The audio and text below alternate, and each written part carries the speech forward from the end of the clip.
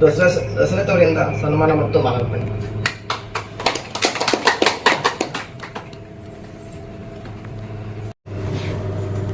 ಇನ್ನು ಸೆನಪೂರ್ವ ಭಾಗಿಯಾಗಬೇಕಂತ ಹೇಳಿ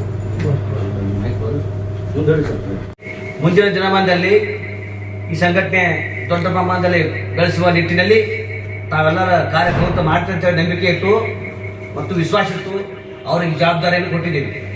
ಅದಕ್ಕೆ ಮುಂದೆ ಬರ್ತಕ್ಕಂಥ ಚಳಿಗಾಲ ಅಧಿವೇಶನದಲ್ಲಿ ಬೆಳಗಾವಿನ ಚಳಿಗಾಲ ಅಧಿವೇಶನದಲ್ಲಿ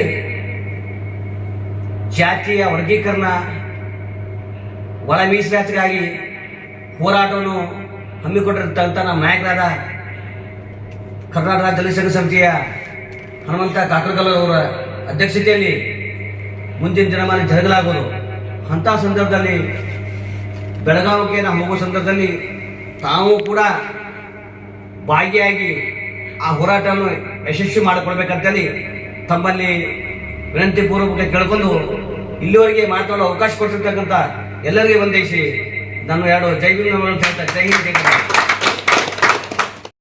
ಮಾದಾರ್ ಅವರು ಈ ನಡುಗುದಿ ಭಾಗದ ಯುವಕರ ಧ್ವನಿಯಾಗಿ ಈ ಸಂಘಟನೆಯ ಬಲಗೊಳಿಸಲಿಕ್ಕೆ ಬಹಳ ಕಾರಣೀಭೂತರಾಗಿದ್ದಾರೆ.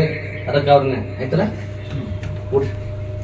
ಇನ್ನೋರ್ವ ತಾಲೂಕಾ ಸಂಘ ಸಂಚಾಲಕರಾದ ಮೌನೇಶ್ ಶಂಕರಪ್ಪ ಮಾದಾರ್ ಇವರನ್ನು ಸನ್ಮಾನ ಮಾಡಬೇಕು.